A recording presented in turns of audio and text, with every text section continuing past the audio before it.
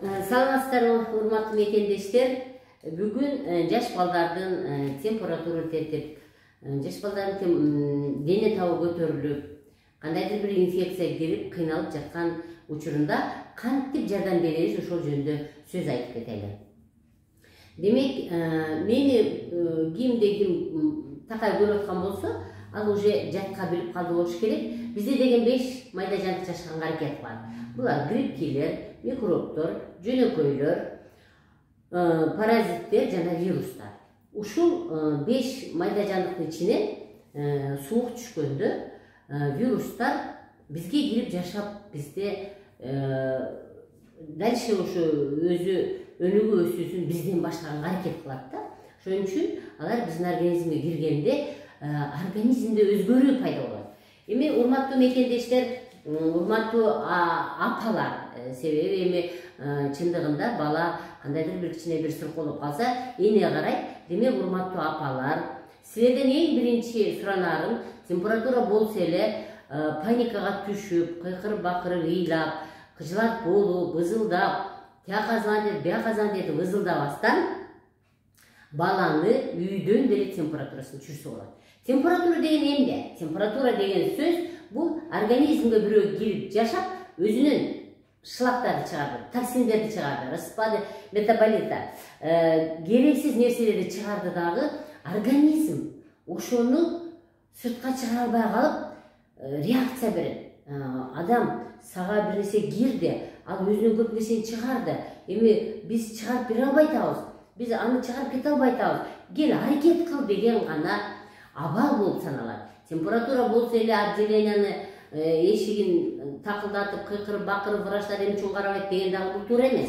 Эң жакшысы, сен үйдөн деле өзүңөр температурасын түшүрүп, грипп болуп калдыбы, башка инфекция кирдиби, кайсы оору болсо деле үйдөн жакшыртып койсо болот. Бул үчүн эмне кылыш керек?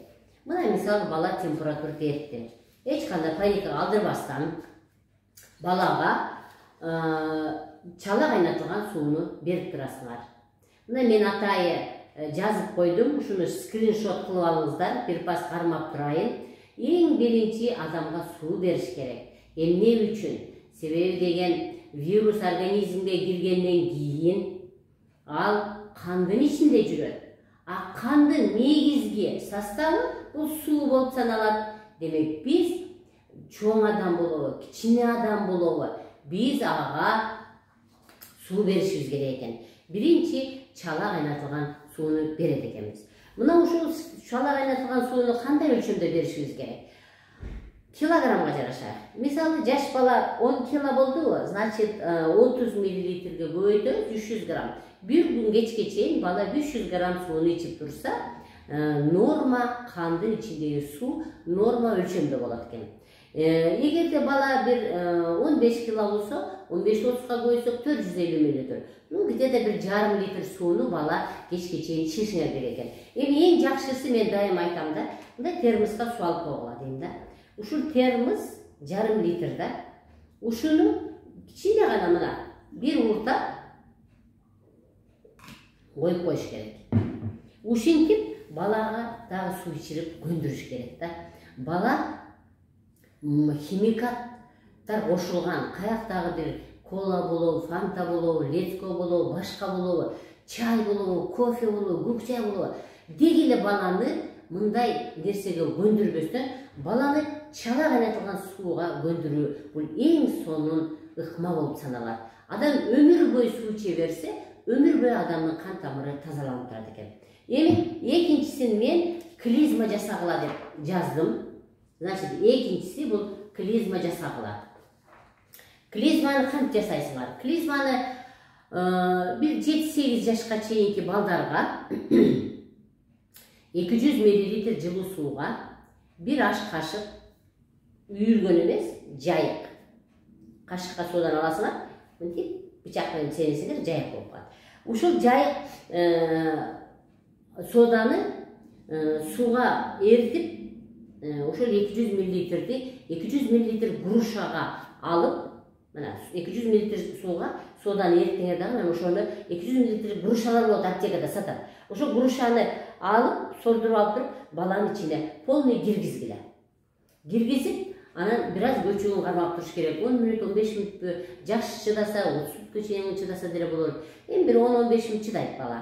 10-15 мүнөттөн кийин барып аны заңды чыгарып келет. Кайра дагы жасайсыңар. Экинчи жолу дагы жасайсыңар. Ошол эле 200 мл жылуу сууга бир аш кашык соданы кошуп, дагы бирди жасадыңар, дагы 10-15 мүнөт чыдады бала, дагы барып төгүп келди ажатканага. Үчүнчүсүн дагы ошондой жасайсыңар, 200 мл бир аш кашык соданы кошуп туруп жасайсыңар, дагы бала түзөп ажатканга чыдап келди.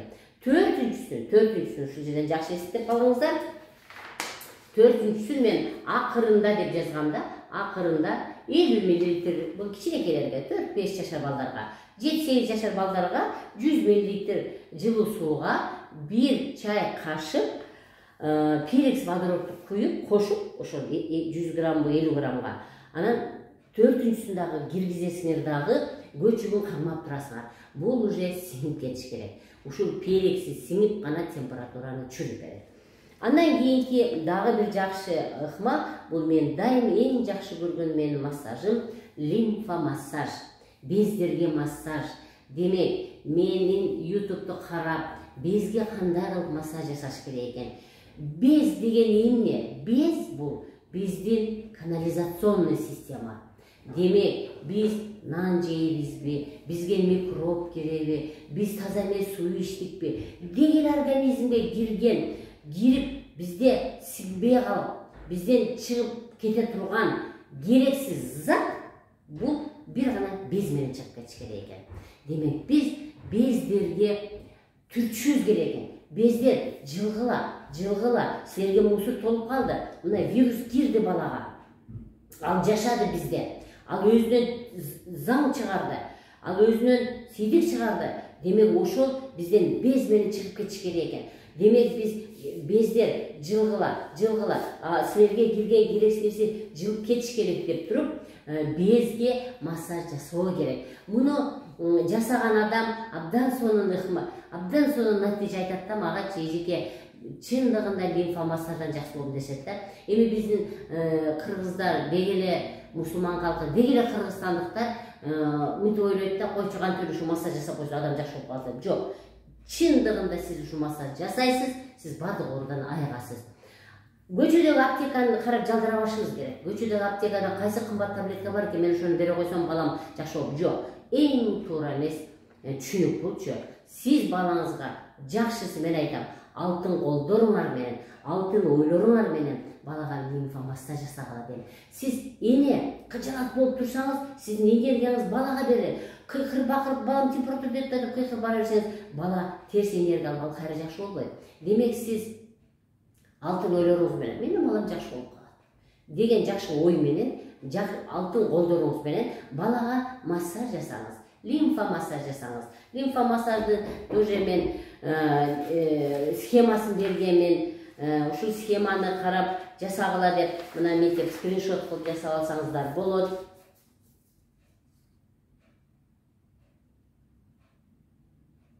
Демек, денени 3кө бөлүп балага лимфа массаж жасайсыңар. Урматтуу ата-энелер, жасагыла, анан силер натыйжасын көрөсүңөр. Жасабай туруп эле бул нерсе кантип жардам берет деген суроо болбош керек. Демек, сөзсүз түрдө балага лимфа массаж жасаш керек экен. Лимфа бездери эң көп жайгашкан жер бул моюн, эки колтук, эки чурай жана курсак. Демек, моюнга, колтукка, чурайга жана курсакка жасап, анан ошол жакка өзүнүн направлениясы менен бутту учунан өйдөгө карап чурайга, колду учунан колтукка карап, көкүрөктү болсо тоже акырет сөккө карап туруп жылдыра беришибиз керек экен. Андан кийинки дагы жакшы, эң бир жакшы ыкма бул висцералдык массаж. Висцералдык массаж деген сөз бул ички органдарга массаж жасоо деген сөз. Демек, биздин организмибиз кандайдыр бир чужой нерсе киргенде, ошол чужой зат, ошол чужой бөтөн жандыкты өлтүрүп берем деп бизде өт көбүрөөк иштеп чыгарыш керек. Демек, биз өттүн чыгышына жардам беришибиз керек экен.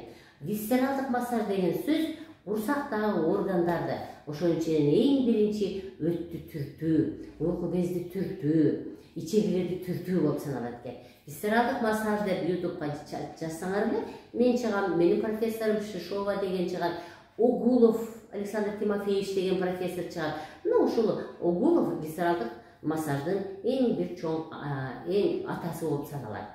Демек, курсактагы органдарды канчалык түрткүлөйт экенбиз, канчалык органдарды иштетет экенбиз, ошол жок бизге кирген керексиз нерсе тезирээк бизден чыгып кетет экен дагы. Бала температура жетпейт экен, осложнениясы бронхит, пневмония мындай деген оору болбойт экен.